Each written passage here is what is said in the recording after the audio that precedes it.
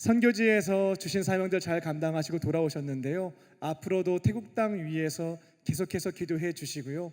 또 하나님께서 이제는 삶의 자리로 파송하셨으니까요.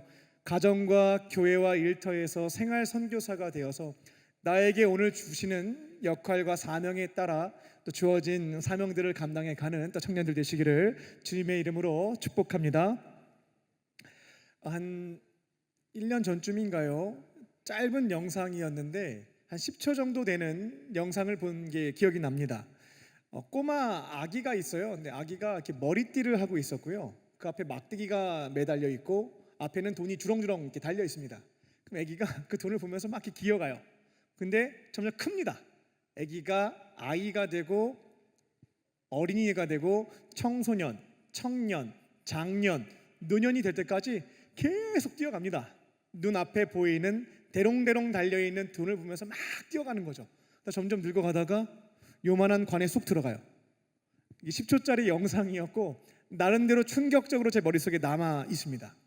아마 자본주의 사회에서 현대인들의 삶을 10초 동안 그 전 인생에 대해서 잘 그려놓은 영상이 아니었을까 싶습니다. 지금 이곳에 계신 여러분들에게 질문을 한번 던져보겠습니다. 당신은 이 땅에 사는 동안 무엇을 위해서 어떻게 살고 있습니까? 무엇을 위해서 어떻게 살고 있습니까? 오늘 말씀의 제목은 예수님의 인생 레슨입니다.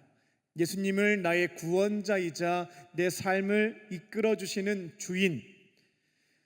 주인으로 믿고 따르는 그리스도인들에게 우리들은 세상과 구별된 모습으로 무엇을 위해서 어떻게 살아가야 되겠는가, 이 말씀을 전하고자 합니다.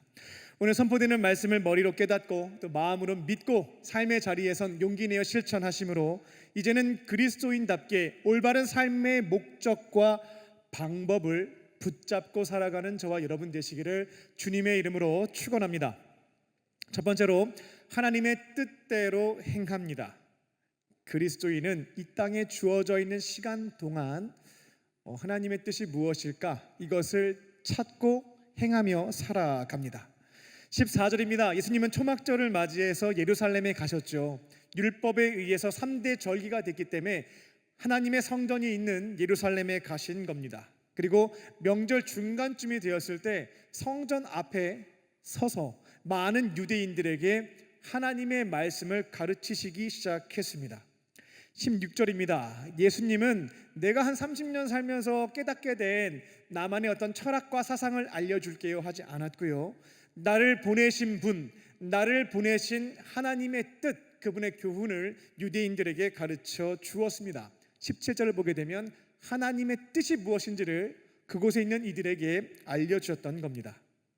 15절입니다. 그곳에 있었던 많은 유대인들이 있었고요. 특별히 유대 종교 지도자들은 저기 율법 교육도 한번 받지 않은 저 목수 출신 예수가 무슨 성경을 가르친다는 말이야 라는 시선으로 들었고, 가만히 들어보니까 율법을, 성경을 배운 사람보다도 본질을 더 꿰뚫어 가면서 너무나 재밌고 쉽게 말씀을 전하시는 거예요. 그래서 그들은 어떻게 반응했냐면 15절을 보게 되면 놀랐습니다. 뭐야? 왜 이렇게 말씀을 잘 가르치는 거야? 방대한 양과 본질을 꿰뚫는 것을 보면서 놀랐습니다.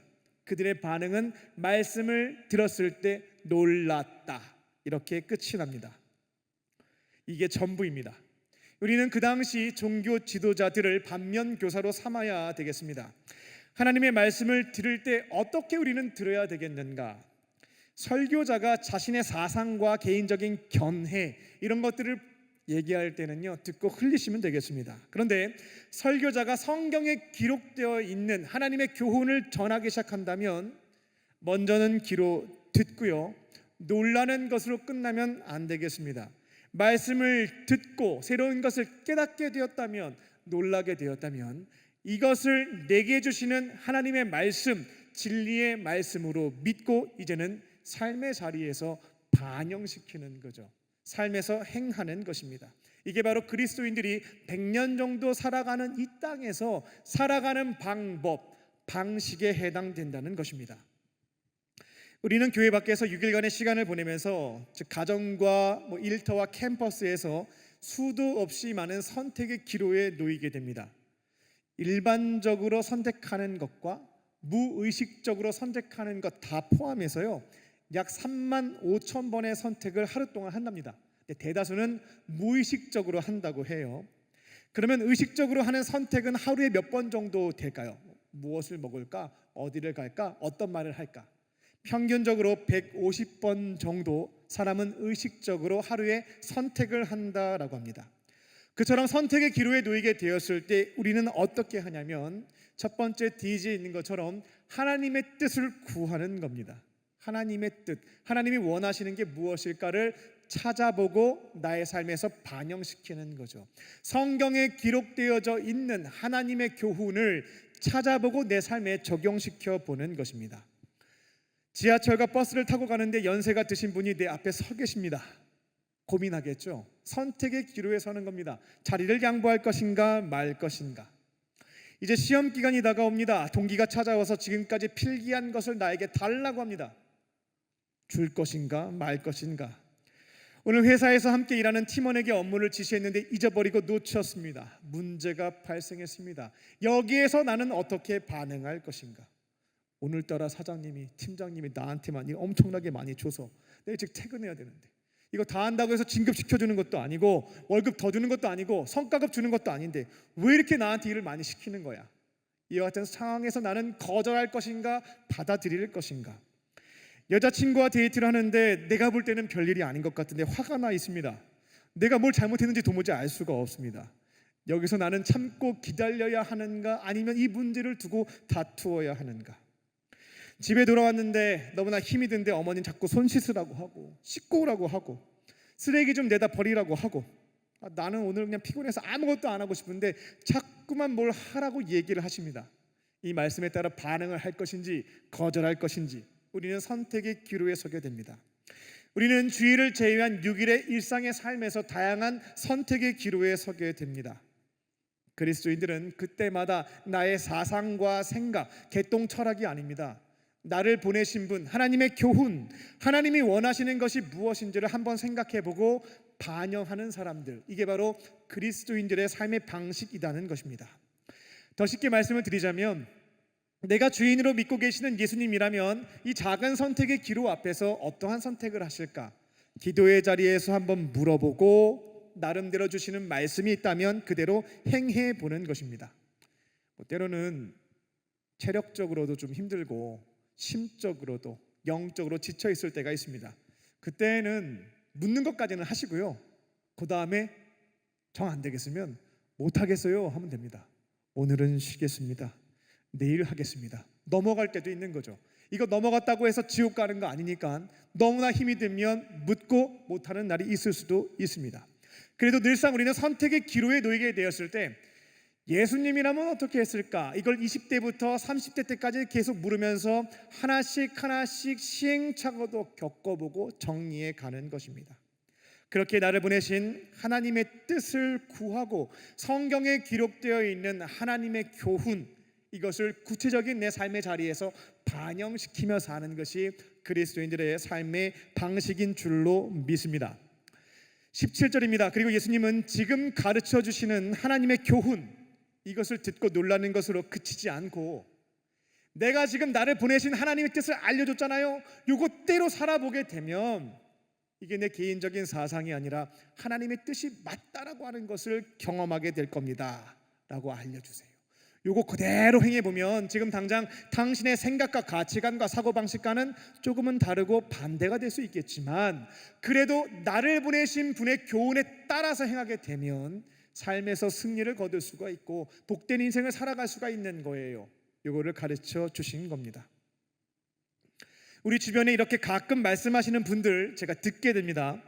성경 말씀은 교회 안에서나 지키는 것이고 교회 밖에서 지켰다가는 죄송합니다, 호구된다, 바보된다, 이런 말들을 제가 간혹 듣습니다. 성경 말씀은 교회 안에서 적용하게 되면 승리와 성공을 할 수 있겠지만 교회 밖에서 하게 되면 이거는 실패요, 실패할 수밖에 없어, 이렇게 말씀하시는 분들이 있습니다. 혹시 이와 같은 이야기를 진리처럼 믿고 계시진 않습니까? 예수님은 말씀을, 하나님의 교훈을 교회 안에서만 지켜야 된다라고 말씀하신 적이 단 한 번도 없습니다. 성경에서 찾아볼 수가 없습니다. 성경 말씀은 교회 안에서만 지키는 것이 아니고요, 교회 밖에서 적용해야 되는 만고불변의 진리의 말씀들입니다. 그리고 놀라운 것은 성경을 알고 놀라는 게 아니고요, 그대로 나의 삶의 자리에서 지켜보면, 적용해보면 이거 진리네, 요거대로 사니까 승리하네, 야 이대로 살아보니 하나님의 은혜와 복이 있네, 이것을 경험하게 됩니다. 실천할 때 경험하게 되는 것입니다. 대학교 1학년 때 고민이 됐던 문제가 있었습니다. 저는 노트북을 들고 다녔습니다. 그리고 한글 타자를 빠르게 치는 능력이 있었습니다. 그래서 수업 시간에 강의를 듣게 되면 저는 그 강의를 다 타이핑했습니다. 잠깐 여유 시간이 있으면 그 이후에 내가 가진 생각들을 밑에 코멘트로 달아놨어요. 교수님이 중요하다고 말씀하신 것은 빨간색으로 밑줄 쳐놨습니다. 그걸 동기들이 알게 되니까 시험 때가 되면 찾아옵니다. 필기한 거 달라고. 그때 고민이 되는 거죠. 줄 것인가 말 것인가. 나의 삶의 자리에서 구체적인 선택의 기로에 놓였을 때 그리스도인들은 예수님이라면 어떻게 하셨을까를 고민해보고 찾아보고 반영해보는 겁니다. 세상의 가르침과 반대가 된다 할지라도 예수님이 말씀하셨다면, 나를 보내신 분의 교훈이 맞다면 해보는 거죠. 이걸 빨리 경험해보는 겁니다. 그때 성경 말씀에서 이와 같은 상황에 내가 어떠한 것을 기준으로 잡고 행동할 수 있을까 찾아보게 되었는데요, 그때 주셨던 말씀은 마태복음 5장 42절입니다. 이게 왜 그러냐면 제가 그 당시에 구약 성경을 잘 안 읽었습니다. 부끄럽지만 복음서를 좋아했고요, 산상수훈을 굉장히 좋아했거든요. 그러니까 그 안에서 답변해 주신 것 같아요. 마태복음 5장 42절을 보게 되면 내게 구하는 자에게 주며 내게 꾸고자 하는 자에게 거절하지 말라, 이런 말씀이 있어요. 구하는 자에게 주래요. 진짜 주기 싫은데, 정말 주기 싫었거든요. 미웠거든요. 근데 주라고 하니까 이거 준다고 해서 난 손해만 입을 것 같은데, 어쨌든 성경의 말씀이고 하나님의 교훈이니까 따라 본 겁니다. 주변 선배도 동기들도 이런 선택을 하는 경우는 흔치 않았습니다. 근데 제가 착해서 준 게 아니고요, 억지로, 마치 요나 선지자처럼 억지로 하나님이 주라는 말씀을 주셨으니까 전달했던 겁니다. 그 여러분들이 이런 오해 안 하셨으면 좋겠어요. 성경 말씀이 비합리적, 반이성적, 몰상식적이다라고 하는 이런 무비판을 하시는, 무턱대고 비판하시는 경우들이 있는데 그렇지 않습니다. 성경 말씀은 합리성과 상식과 이성을 반대하거나 그 이하에 해당되는 거 없습니다. 오히려 말씀은 인간의 이성과 합리성과 경험과 상식을 넘어서는 굉장히 이상적인 말씀들이에요. 그게 실제로 이루어진다면 세상에 감동을 줄 수 있는 메시지들이다라는 거죠. 그리고 놀랍게도 이 말씀들 비현실적으로 보이는데 용기를 내어서 반영해 보면요, 야 이게 진리가 맞다, 이렇게 사는 것이 인간답게 사는 것이고 창조주가 원하시는 삶의 모습대로 사는 것이고 승리하고 복받는 길이다라고 하는 것을 경험하게 됩니다. 강의 시간에 열심히 기록한 것을 동기들한테 주고 나니까 그 다음에 저에게 찾아온 것은 마음의 평안함이 아니었습니다. 불안함이 찾아왔습니다. 이거 다 주고 나니까 기분도 안 좋고요, 불안에 죽겠는 거예요. 얘네들은 이걸 토대로 해서 자기가 필기한 것까지 덧붙여가지고 시험을 또 잘 볼 거 아니겠어요? 자기들은 장학금 안 받아도 학교 다니는데 지장 없겠지만 나는 장학금 받아야 학교 다니는데 문제가 생긴 겁니다. 그래서 그 불안한 마음을 이겨내기 위해서 도서관에 갔습니다. 더 공부를 해야 되겠다. 내가 적어놓은 것보다 더 깊고 넓게 공부해야 저 친구들보다 점수 잘 받을 수 있겠다. 그래서 공부를 더 하기 시작했어요. 나눠주지 않았다면 거기에 멈춰 섰을 겁니다. 주고 나니까 더 많은 것들을 공부하면서 발전할 수 있는 경험을 얻게 되었던 거죠. 그리스도인들은 이 땅에 사는 동안 어떻게 살아갑니까? 선택의 기로에서요, 일상생활에서 작은 선택의 기로에서요 하나님의 뜻을 구해보는 겁니다. 세상이 말하는 대로 따라가지 않습니다. 하나님의 교훈, 성경 말씀이 어떻게 나를 지시하고 있는지를 찾아보고요, 이것을 내 삶에 반영해 보는 거죠. 어느 누구도 그 길을 가지 않았다 할지라도요 용기 내어서 걸어가 보는 겁니다. 그 자리에서 나에게 역사하시는 하나님을 또 승리하는 삶을 살게 될 줄로 믿습니다. 두 번째로 하나님의 영광을 위해서 살아갑니다. 그리스도인은 무엇을 위해서 살아가냐면 하나님의 영광 위해서 사는 사람들입니다. 십자가 복음을 알기 전까지는, 믿기 전까지는 당연히 날 위해 사는 거죠. 십자가 복음을 몰랐어요. 그러면 나의 생각은 이 땅에 100년 동안 사는 동안 잘 먹고 잘 사는 것, 나의 행복, 나의 유익을 추구하는 것, 그렇게 붙잡고 걸어가는 겁니다. 하나뿐인 인생, 모든 것들을 즐겨도 보고 행복하게 살아보기 위해서 연애도 하고 결혼도 하고 자식도 낳고 돈도 벌고 진급도 하고 땅도 사보고 투자도 해보고 그렇게 살아가는 것입니다. 그런데 복음을 알고 난 다음부터는, 예수님을 알고 난 다음부터는 그렇게 살지를 못하겠는 거예요. 나를 위해서, 나의 영생을 위해서, 나의 구원을 위해서 목숨을 바치신 분이 있다라고 하는데, 그분 덕분에 내가 죄사함 받고 영원한 생명을 얻었다라고 하는데, 그리고 내 인생이라고 하는 것이 100년으로 끝나지 않고 부활이 있고 심판이 있고 영생이 있다라고 하는데, 이걸 알게 되면, 믿게 되면 나의 삶이 이전과 같을 수가 없는 겁니다. 달라져 버리는 거죠. 삶의 목적과 이유가 변경됩니다. 이전까지는 나의 영광을 위해서 추구하며 살아왔다라고 한다면, 이제는 복음을 알았고 믿었잖아요. 그러면 나를 창조하시고 나를 구원하시고 나에게 영원한 생명을 주시는 하나님, 그분 위해서 살아야 되겠다라고 생각이 바뀌는 겁니다. 삶의 목적이 달라지는 거죠. 서두에 말씀드렸던 것처럼 앞에 돈을 보고 막 뛰어가다가 간 속에 쑥 들어가는 것이 아니고요, 나에게 생명과 구원과 영생을 주시는 하나님을 위해서 살아가는 것으로 바뀌는 것입니다. 그래서 사도 바울이 갈라디아서 2장 20절에서 그렇게 고백한 겁니다. 내가 이제 십자가 복음을 알게 됐다. 예수님이 어떤 분인지 내가 알게 됐다. 그걸 믿게 된 다음부터는 더 이상 나를 위해서 살 수가 없다. 나를 사랑하사 나를 위해서 자기 목숨을 바치신 하나님 아들 위해서 나는 살아갈 거다 라고 결단하고, 그 결혼도 안 하고 그 젊으신 분이 막 전 세계를 돌아다니면서 예수님 전하면서 산 거 아니겠습니까? 2013년입니다. 제가 11사단 13여단 두 번째 교회에서 목회를 할 때입니다. 군인교회 이름들은 참 독특하죠. 첫 번째 교회 이름은 독수리교회였고, 두 번째 교회 이름은 사자교회였습니다. 제 동기들이 동물원에서 목회하냐고 저한테 얘기했습니다. 독수리 사자.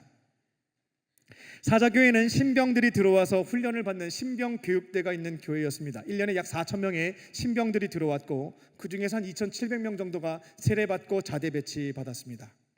그들이 처음 교회에 나오게 되면 부정적인 기독교에 대한 인식을 개선시키기 위해서 사회 저명 인사 중에 몇 분을 제가 편집해서 간식과 함께 볼 수 있도록 했습니다.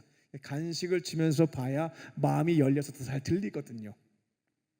그 중에 한 분이 이영표 씨였어요. 제가 아직 생존해 계신 분들을 소개하는 것은 조금 조심스럽긴 합니다만, 이영표 씨가 천국 가는 날까지 믿음 잘 지켜서 살아가셨으면 좋겠어요. 이영표 씨가 먼저 그 헛다리 집기로 이제 선수들을 제치는 모습을 쫙 보여주게 되면 막 환호성을 질러요. 막 환호성 지릅니다. 그리고 이어지는 내용은 뭐냐면 이영표 씨의 인터뷰 내용이었습니다. 그때 사회자가 이렇게 묻습니다. 당신은 왜 축구합니까? 이 질문이에요. 당신은 왜 축구를 합니까? 사실 그 영상을 제가 이제 편집할 때요, 되게 궁금했거든요. 이분이 뭐라고 대답할까? 만약 누군가가 저에게 당신은 왜 목사로 살고 있습니까? 당신은 왜 목회합니까? 라고 물으면 나는 어떻게 한 문장으로 답변할까? 이 정리가 안 되더라고요. 이영표 씨는 뭐라고 대답할지 굉장히 궁금했습니다.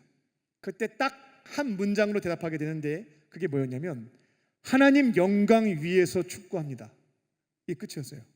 저는 하나님 영광 위에서 축구합니다 라는 답변이었습니다. 그 당시 그 대답이 저에게는 울림이 있었습니다. 저에게는 레마가 되었죠. 내게 주시는 하나님의 음성으로 들렸던 겁니다. 그래서 제가 좋은 거 있으면 벤치 마킹이 아닌데 뭐라고 하죠? 맞나요? 넘어갈게요. 좋은 게 있으면 제가 이렇게 따라가는 거 좋아하거든요. 그래서 나도 인생의 목적을 하나님의 영광으로 해야 되겠다라고 해서 하나님의 영광으로 정했습니다.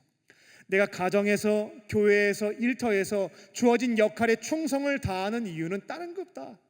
하나님 영광 위해서 내가 하는 것이다. 이거를 붙잡고 가야 되겠다 결단하고 지금까지 지켜오고 있습니다. 18절입니다. 예수님께서는 하나님의 영광을 위해서 살지 않고 자기 영광을 추구하며 사는 자들의 특징에 대해서 가르쳐 주십니다. 그들은 거짓되고 겉과 속이 다르다라고 설명해 주시죠. 그들은 자기 영광이에요. 자기 야망, 자기 성공, 자기 목표가 있는 거죠. 그것을 달성하기 위해서 얼굴색 하나 변하지 않고 거짓말할 수 있습니다. 마음속에 없는 표현들도 언제든지 할 수 있습니다. 군에서 훌륭한 군인들도 만났지만 그렇지 않은 경우도 가끔씩 봤습니다. 군대에서 직속 상관이라고 하는 것은 내 목줄을 쥐고 있는 사람이라고 표현을 합니다.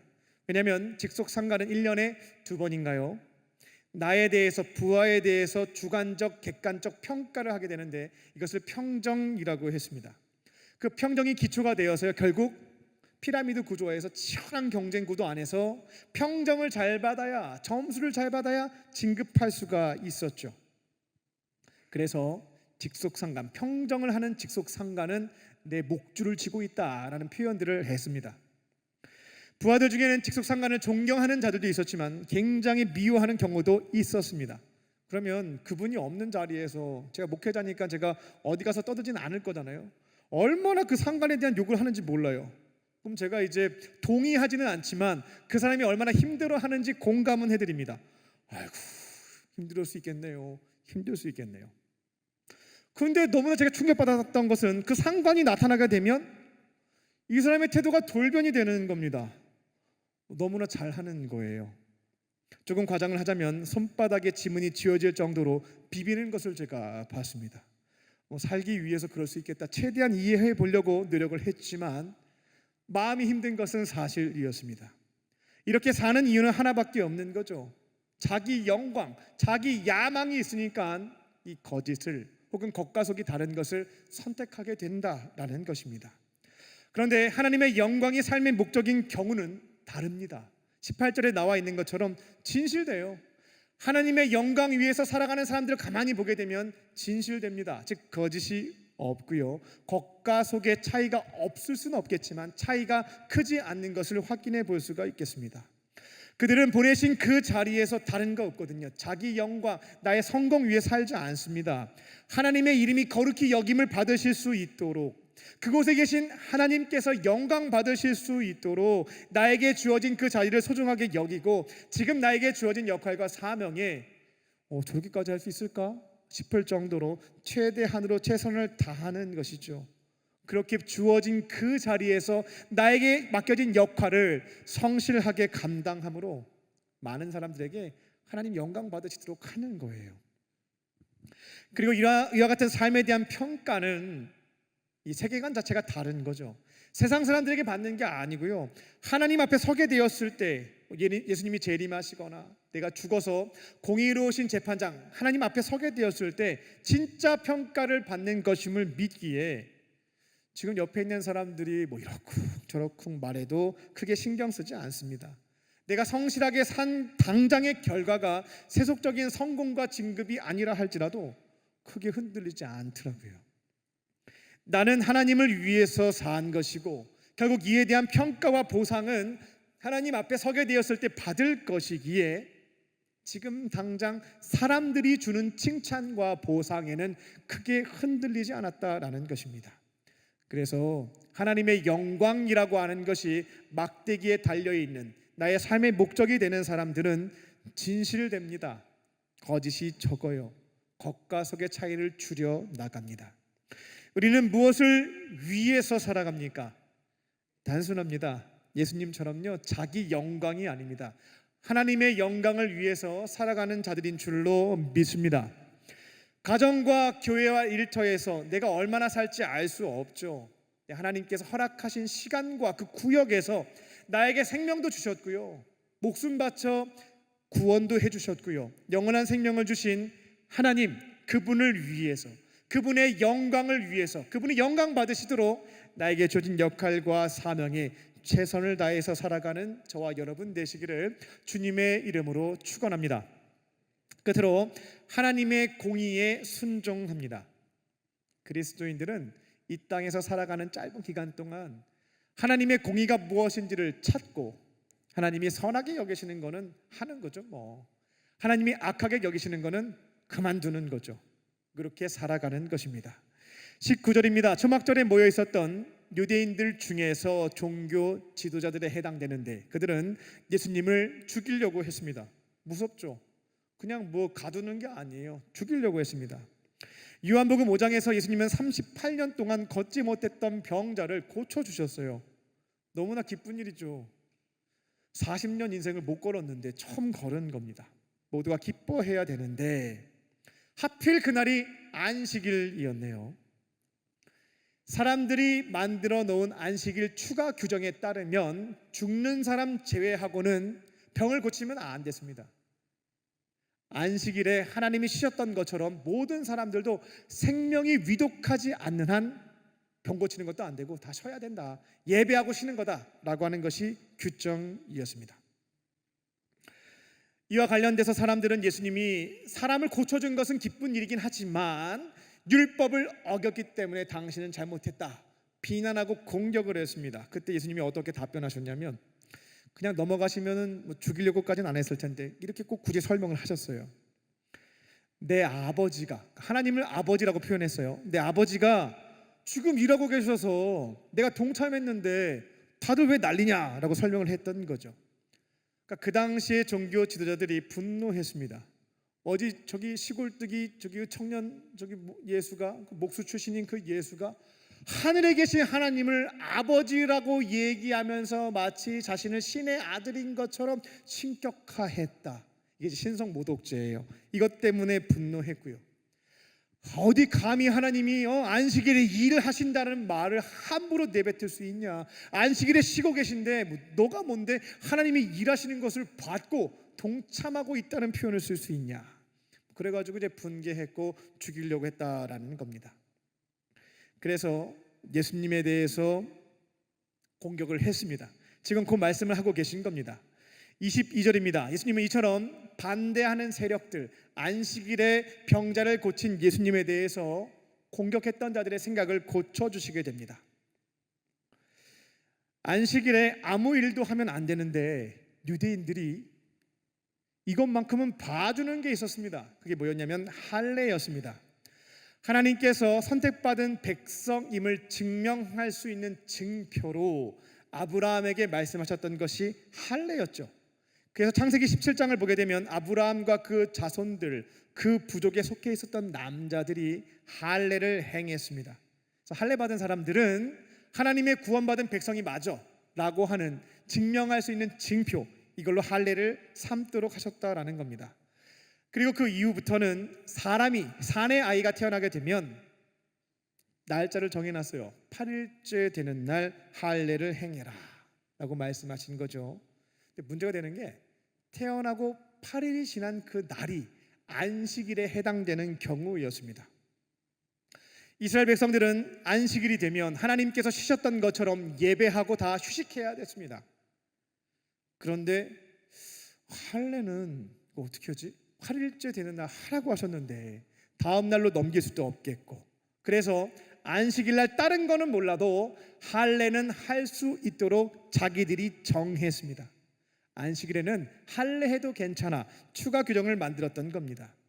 23절입니다. 예수님은 이처럼 안식일에 추가 규정, 예외 규정을 만들어 둔 것처럼 자신도 안식일에는 예배드리고 휴식하는 것이 맞지만 38년 동안 고통받았던 사람을 하나님이 보실 때 가장 기뻐할 수 있는 일에 해당되는 그 병자를 고쳐준 것인데 안 그래도 예외 규정이 있는데 이것 가지고 화를 내고 나를 죽이려고 하는 것이 맞느냐라고 하는 말씀을 주셨던 겁니다.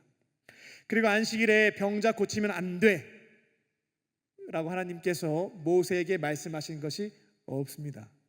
안식일에 휴식하라고 했는데 그와 관련돼서 사람들이 추가적으로 그럼 병자도 고치면 안 돼 라고 만들어 두었던 것이었거든요.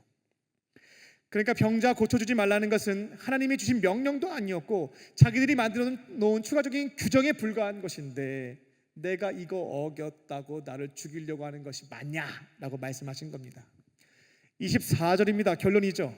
너희는 가만히 보니까 지금 내가 하나님의 뜻에 어긋난 것을 얘기해서 반대하는 것이 아니라 나의 외모를 보고 내가 한 말을 듣지 않는 것 같다, 판단하고 있다라고 설명하십니다. 만약 예수님이 유명한 학자에게 율법을 제대로 공부했고 그게 학위를 받은 거예요. 또 집안도 자자손손 제사장 집안에다가 경제적으로도 성공해서 부자였다면, 그렇게 예수님이 학위도 있고 집안도 좋고 경제력도 있었다면 내가 병자를 고쳐준 것에 대해서 이렇게까지 반응하진 않았을 거다라고 설명하고 계신 겁니다. 시골 동네에 율법도 배운 적이 없고 돈도 별로 없는 목수에다가 나이도 연소하고 겉으로 보이는 예수님의 외모를 보고 예수님이 하시는 모든 말씀들을 틀렸다라고 규정하고 있다라는 거죠. 예수님은 외모로 판단할 것이 아니라 공의로, 내가 한 말이 하나님의 공의에 따라서 합당한 것이면 받아들여야 되는 것이고 공의에 어긋나는 것이면 거절하는 것이지, 내가 가지고 있는 스펙에 따라서 나의 모든 말을 부정하는 것은 잘못된 것이다 라고 하는 교훈을 주신 것입니다. 우리가 그리스도인으로 이 땅을 살아갈 때 기억해야 될 부분입니다. 하나님께서는 사람을 통해서도 그분의 뜻을 가르쳐 주십니다. 하나님의 선과 악에 대해서 가르쳐 주신다라는 것입니다. 근데 많은 경우 나보다 학력이 낮고 재력과 지위와 사회적 경험이 작은 경우에는 그 사람이 어떠한 말을 하든지 무시하는 경향이 있습니다. 비록 배운 것이 짧고 가진 것이 적고 지위가 낮다 할지라도 하나님은 그 사람을 통해서도 나에게 말씀하실 수 있음을 기억하고 저희는 주의 깊게 들어야 되겠습니다. 외모로 판단해서 무조건적으로 거절할 것이 아니고요, 하나님이 저 사람을 통해서도 나에게 공의, 선과 악을 가르쳐 주실 수 있음을 믿고 듣는 것입니다. 사랑하는 배우자가 나에게 발생한 문제에 대해서 혹은 나의 삶의 방식과 태도에 대해서 이야기할 때가 있습니다. 그때 남편들이 잘 선택하는 표현은 뭐냐면 당신이 뭘 알아 하면서 핀잔을 주는 것입니다. 기독교인들은 그렇지 않습니다. 예수님이 지금 배우자를 통해서 하나님의 공의, 선과 악에 대해서 말씀하고 계신 것은 아닐까라는 마음을 가지고 잘 모른다 할지라도 들어야 되겠습니다. 사랑하는 자녀의 이야기도 마찬가지입니다. 나보다 나이가 어리고 경험이 적다 할지라도 무시하지 않습니다. 학교와 일터에서도 마찬가지입니다. 내 곁에 있는 사람들을 통로로 삼으셔서 하나님의 뜻을, 그분의 공의, 무엇이 선이고 무엇이 악인지를 가르쳐 주실 수 있음을 기억하고 일단은 들어야겠습니다. 기분 나빠하지 않고요, 자존심 상할 것도 없습니다. 하나님이 저 사람을 통해서 말씀하고 계실 수 있다. 그리고 듣는다고 해서 무분별하게 수용하지는 않습니다. 이거는 그냥 기가 얇은 사람이에요. 듣고 다 따르는 건 기가 얇은 사람입니다. 기독교인들은 들었다면 분별해야 되겠습니다. 지금 저 사람이 이야기하고 있는 건 하나님의 뜻에 맞는지 안 맞는지를 확인해 보는 것입니다. 가만히 들어보니까 저 사람이 잘못됐다고 얘기하는 것이 결국 하나님의 공의에 비추어 봤을 때 악한 게 맞아요. 내가 그만두는 게 맞아요. 내 자식을 통해서, 내 배우자를 통해서, 내 부모를 통해서 계속 얘기하고 계신 게 맞아요. 그러면 따르는 겁니다. 외모에 따라 거절하는 것이 아니고요, 하나님의 공의를 전달하고 있다면 따르는 것입니다. 누군가를 통해서 일을 해야 된다고 얘기가 계속 들려오는 거죠. 이 사람이 나보다 가진 것이 적고 경험이 약하다 하여서 거절하지 않습니다. 판단하지 않습니다. 들어보고 하나님이 기뻐하시는 말을 전달하고 있다라고 한다면 나이 불문하고 성별 불문하고요, 지위고와 불문하고요, 하나님의 공의에 합당한 것이라면 듣고 따르는 것입니다. 이게 바로 기독교인으로서 이 땅을 살아가는 방법인 줄로 믿습니다. 다양한 상황 속에서 내 곁에 어느 누가 이야기하든지 외모로 판단하지 않습니다. 성경에 기록되어 있는 하나님의 공의에 합당한 것이라면 선한 것들은 따르고 악한 것들은 끊어내실 줄로 믿습니다. 그렇게 공의에 따라 순종하는 삶을 지켜가는 저와 여러분 되시기를 주님의 이름으로 축원합니다.